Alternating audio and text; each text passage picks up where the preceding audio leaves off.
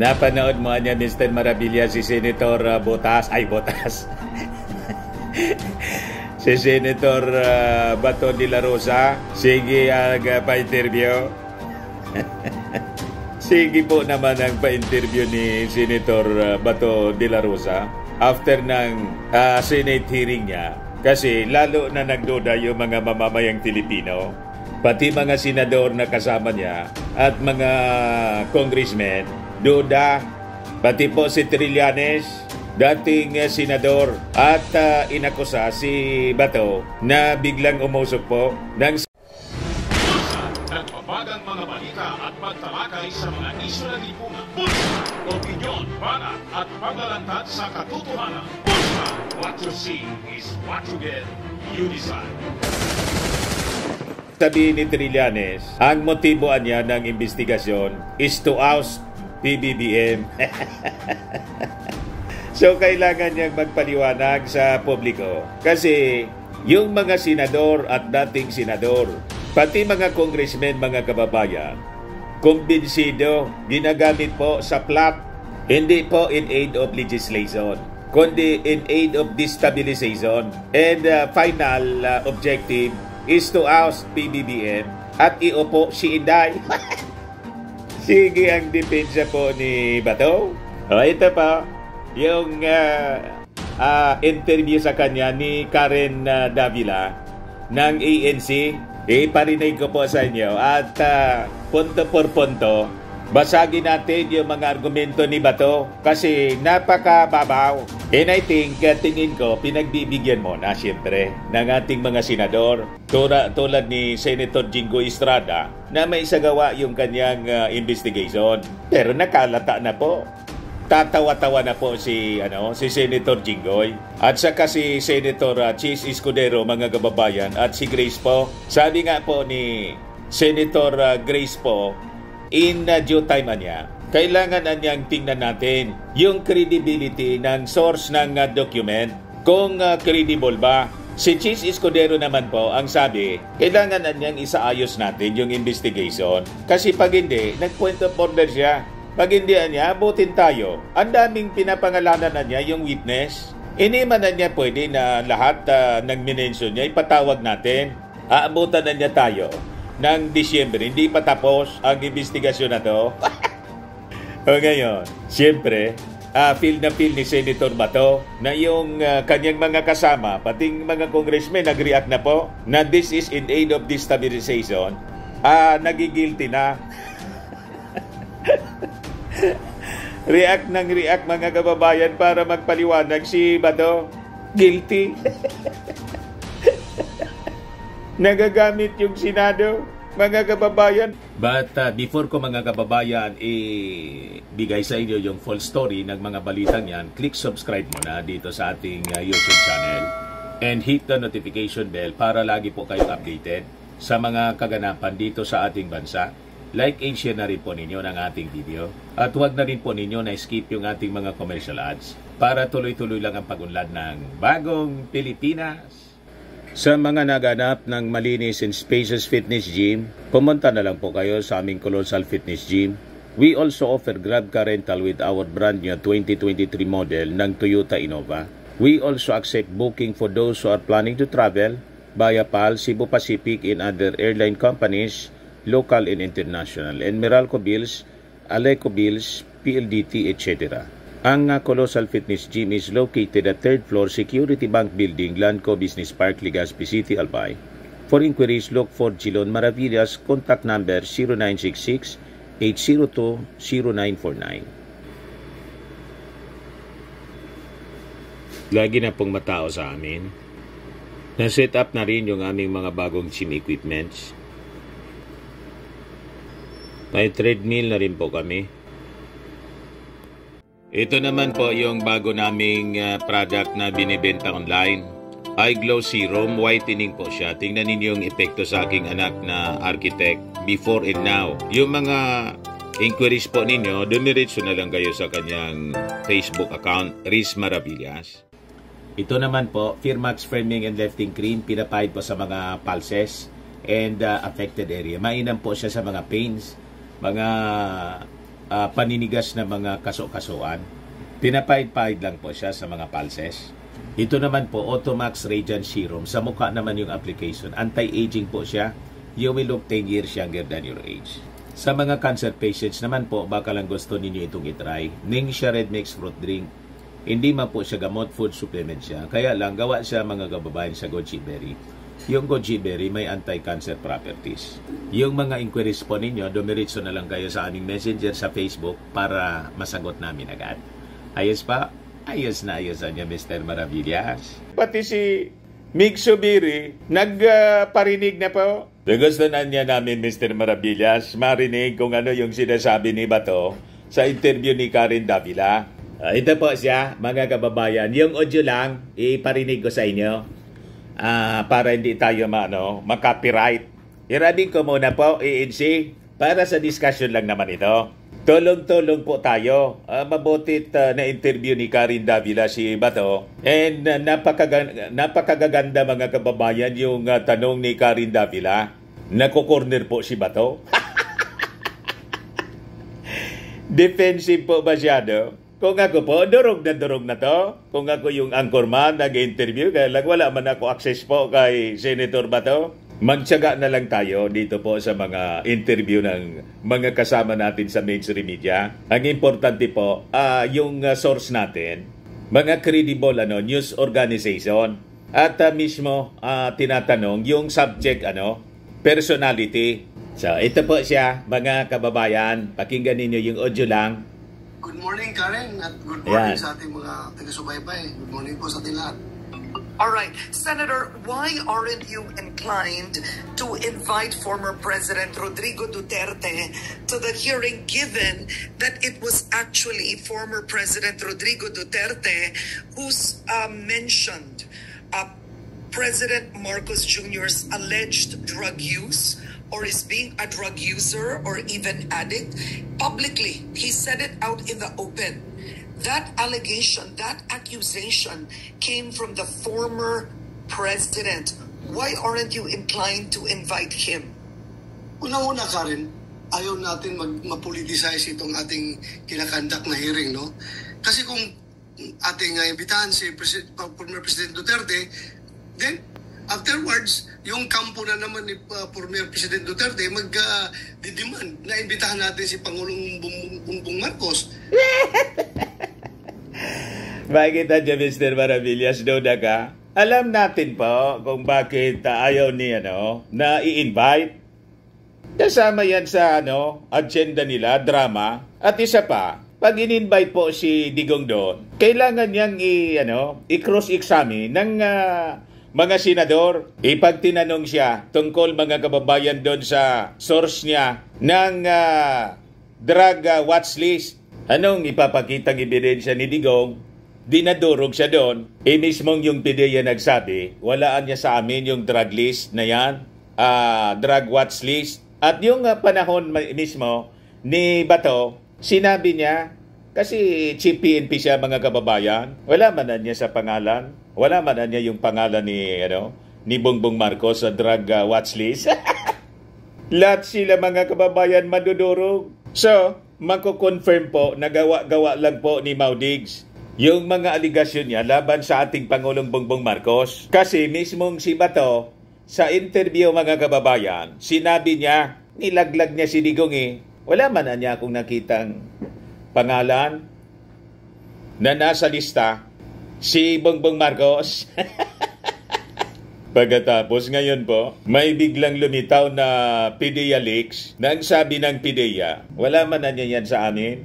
Ang pinaniniwalaan ni Bato, authentic daw dahil may botas. Mamaya, maririnig ninyo sa interview ni Karen Davila yung mga rason ni Bato. Diretso natin mga kababayan yung interview. So, saan nahantong itong hearing na ito? We will be going out of the scope of this, the objective of this investigation, which was to establish yung katotohanan ng PDEA leaks na yan at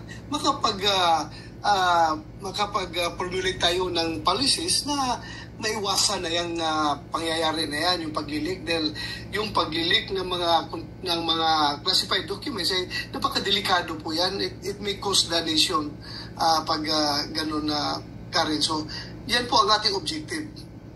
Okay. Now, you are inclined to invite former Executive Secretary Jojo Ochoa. Is that correct? Yes, in order for him to shed light doon sa mga allegation na nabanggit ang pangalan niya, pakinggan din natin yung side niya. Okay, let's start with this. What do you believe will this hearing accomplish? We are using, or the Senate is using, government resources. It is taking time from senators to actually do the work that's needed. What is the end goal here? The end goal is that we can formulate a policy legislation that will fill the gap. Anong gap meron tayo ngayon? Yung mga leakage na nangyayari, kaya kailangan i-address natin yan. Ulitin ko, ang ginagawa kong hearing ay investigation in aid of legislation and not investigation in aid of persecution. Dumipensa siya mga kababayan kasi yun ang statement ni Senator Migs Zubiri. Nakalata na ginagamit ni Bato, mga kababayan, yung Senate investigation in aid of persecution niya to destabilize the Marcos administration. Ngayon, nagdi-deny siya. O yan po ang klaro nating trabaho dito sa Senado. To come up with legislation. Because this is investigation in aid of legislation.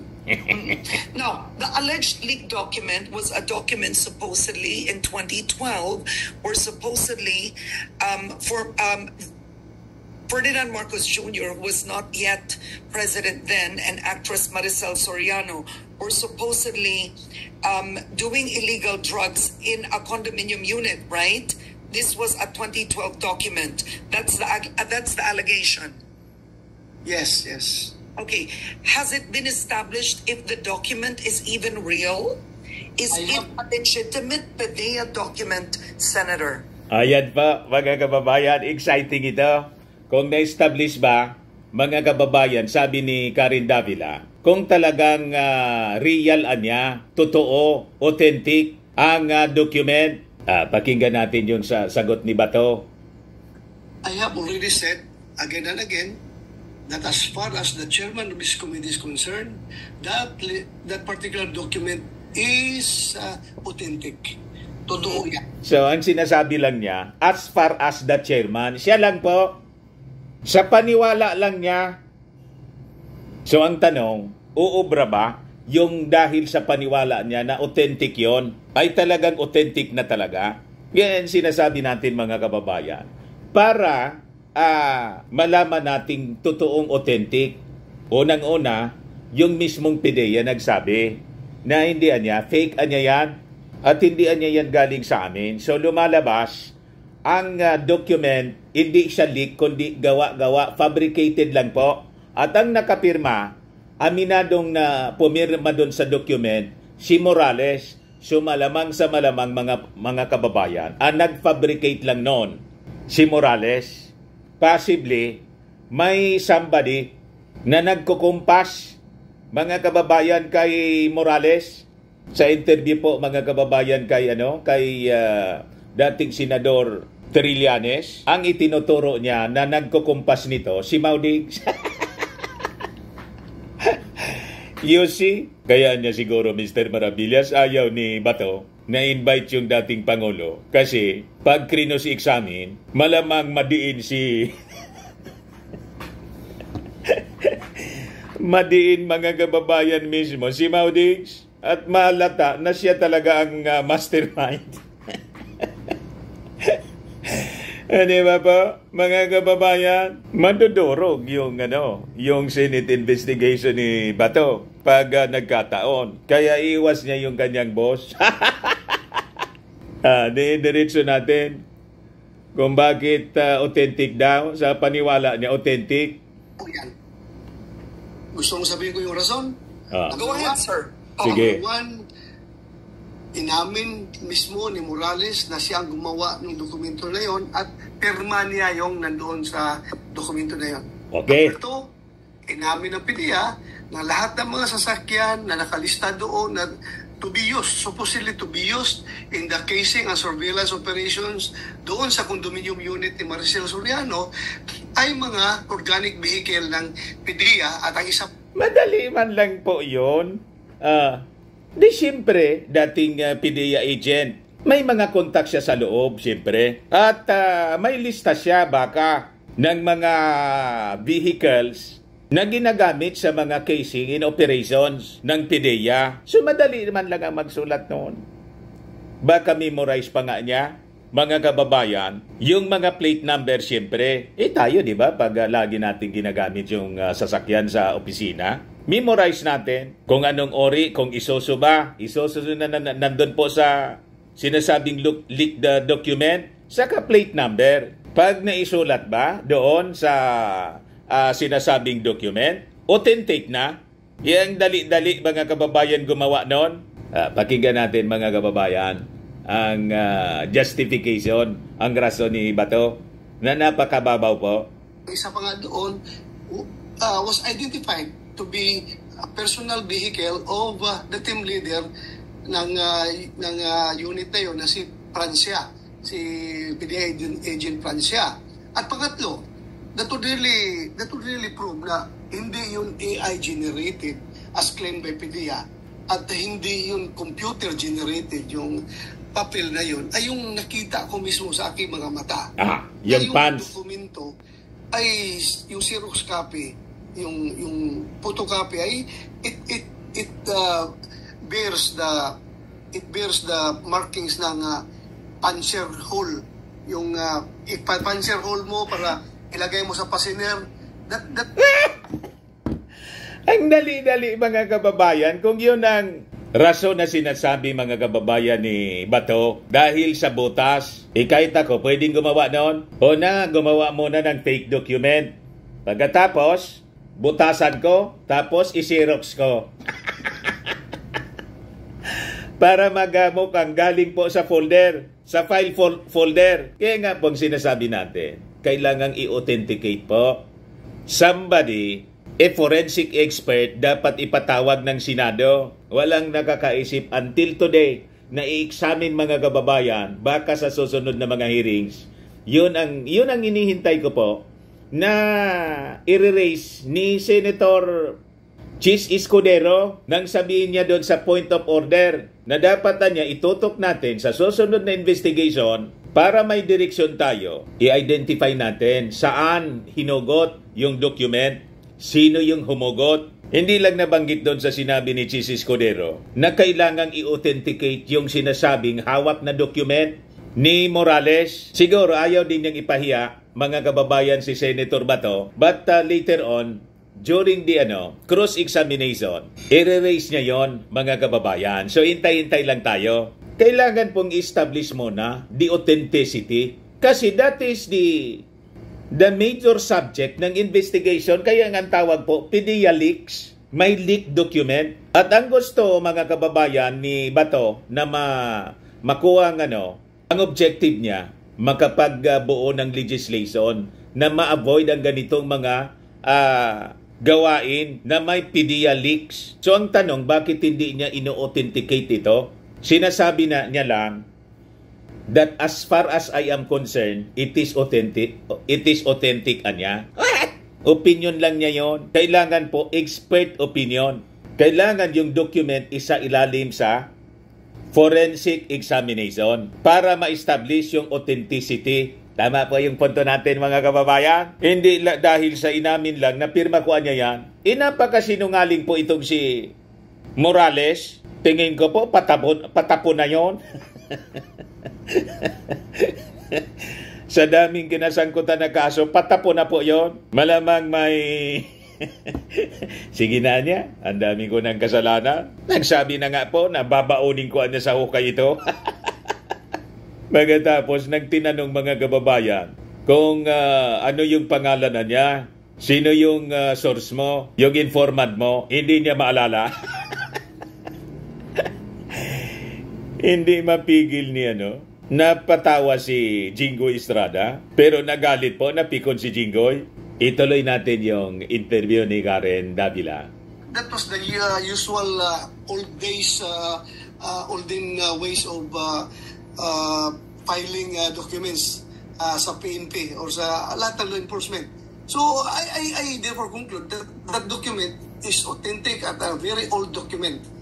As far as media is concerned, they're claiming that not to be existing. Yes, I take their word for that because it is no longer existing in their file because somebody took it at distributed it to the social media. So, kung ganon, dapat ang ititrace nila sino ang nag-leak ng document sa social media. Sabi nga po, papatawag nila si Maharlika. So dapat po mag-testify si Maharlika. Saan niya nakuha? Sino nag-leak sa kanya? Mismo bang si Morales? At kung si Morales mismo yung nag-leak, ano motibo niya? So kailangan establish. Kasi pinapalabas doon mga kababayan sa kwento niya. Ang nag-leak yung PDEA, somebody sa PDEA. Sabi ng PDEA po, wala man na niya yan sa amin na document yan. So paano magli-leak yung PDEA na wala man sa kanila yung document? Ang kwento ni Morales na kaduda-duda because of dishonesty niya, records of dishonesty, tinunover ko niya. Wala man nag-receive. Tama po? Wala nga, missing yung document. So, kung ganon, malamang nagsisinungaling man lang si Morales na tinunover niya. Walang file po Tama? So, ang isa pa, mga kababayan, kailangan itong si Morales isa ilalim sa lie detector para ma-establish natin kung talaga siya po ay nagsasabi ng totoo o gumagawa lang po ng kwento para ma-justify po yung mga akusasyon ng dating Pangulong Digong na ang ating Pangulo ay bangag, adik. Tama ba? Ang objective po para siraan yung ating Pangulo. Gatungan po ang mga mamamayang Filipino, suportahan ang people power, iluklok si Inday. Napakalinaw po ang direksyon ng kwentong ito. Naniwala rin ako sa sinabi ng PDEA kahit anong inventory na gagawin nila sa kanilang mga file documents, hindi nila makita yan dahil kinuha nga, may kumuha. Di kung kinuha, may kumuha, i-establish ninyo, i-trace ninyo sino ang kumuha, gisahin ninyo ng gisahin. Itong si Morales, walang traces po sa PDEA. Pinagpipilitan ninyong PDEA leaks. Paano maging PDEA leaks siya na hindi man galing sa PDEA yung document?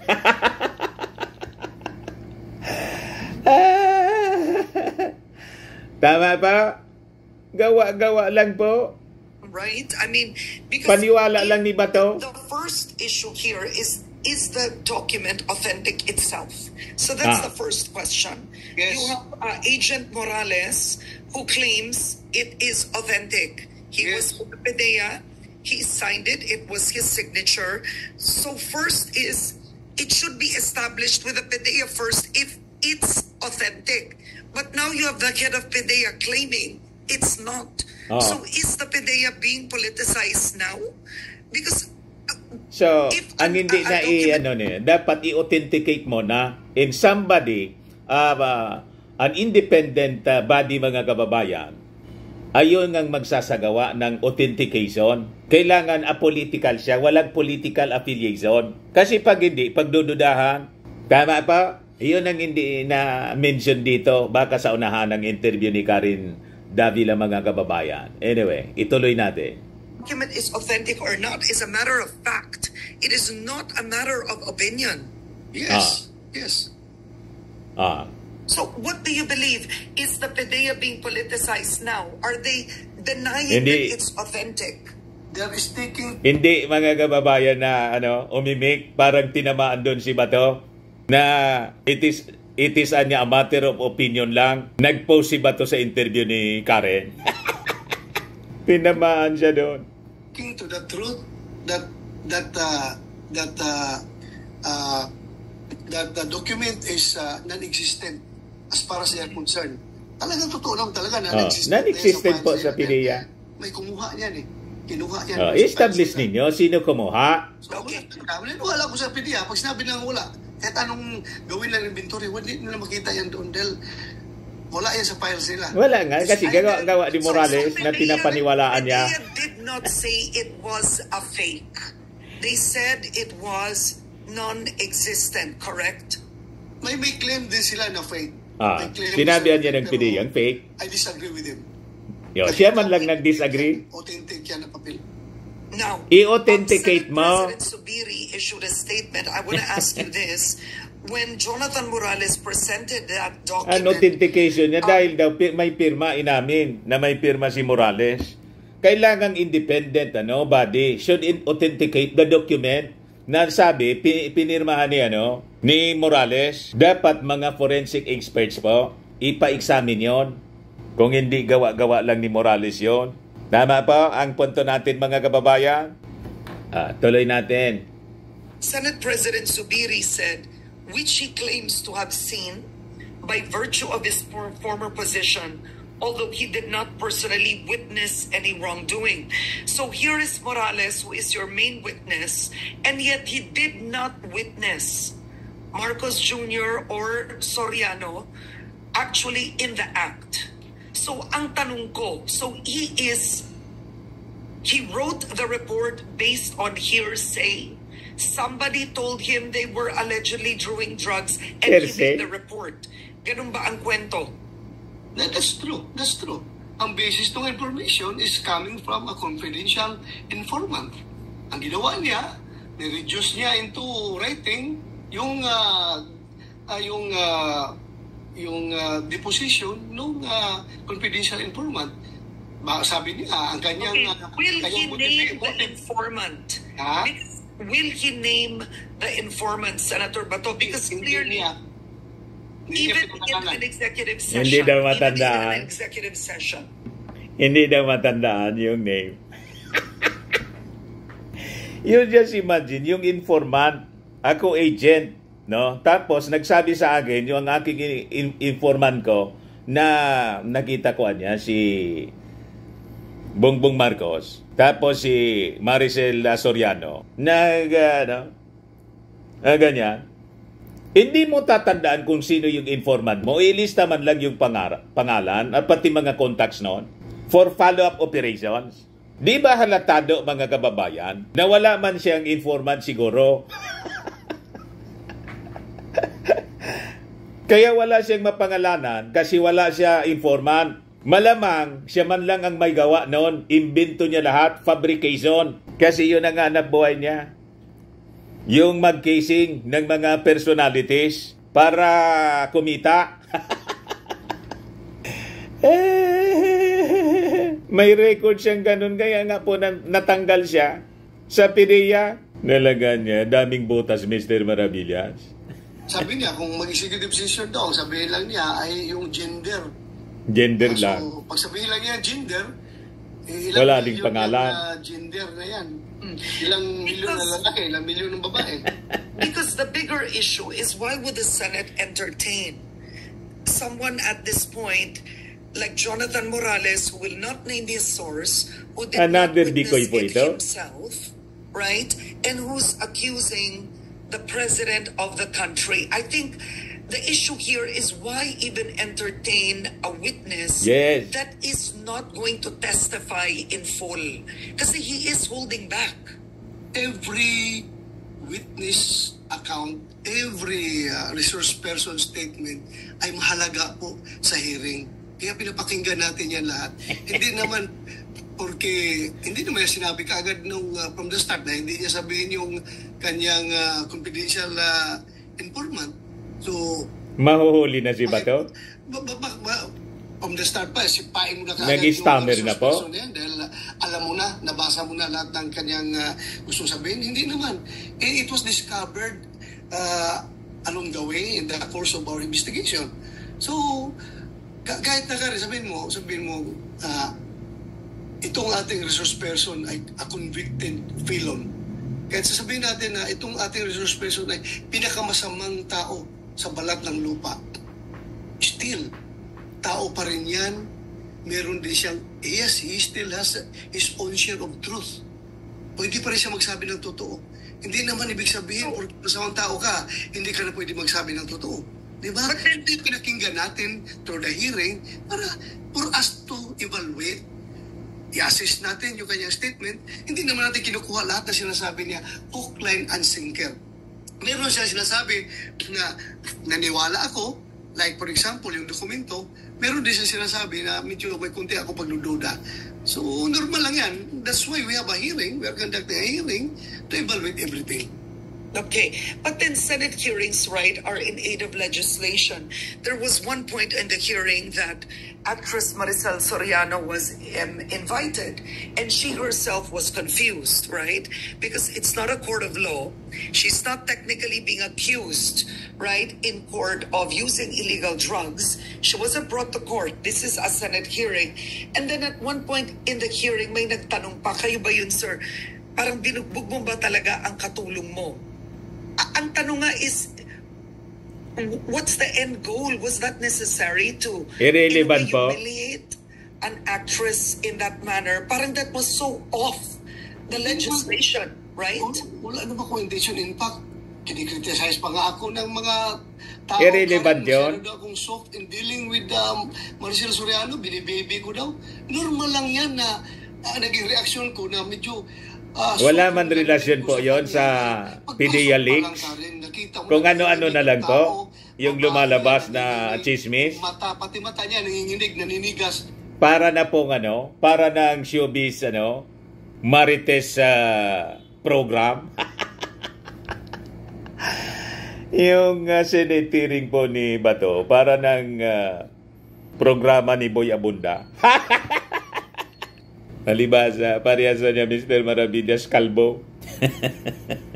So anyway, mga kababayan, ang dami pa na mga naging topic doon sa interview ni Karen Davila. So yun ang punto natin. Yun ang lacking. Siguro hindi inabot ng hindi pumasok sa isipan ni Karen yung sinasabi natin na kailangan po ma-determine yung authenticity. At sa pag-determine ng authenticity ng document, hindi dapat ibase lang sa opinion at paniwala ni Bato as chairman ng Senate Committee on Public Order and Dangerous Drugs. Dapat po, expert opinion based sa forensic examination. Tama pa? May butas po Dahil ba sa paniwala niyang authentic na? Tama? Ang daming butas sa kwento po ni Morales. Ayan man lang po mga kababayan. Ako po si Dante Maravillas. Bye-bye. God bless.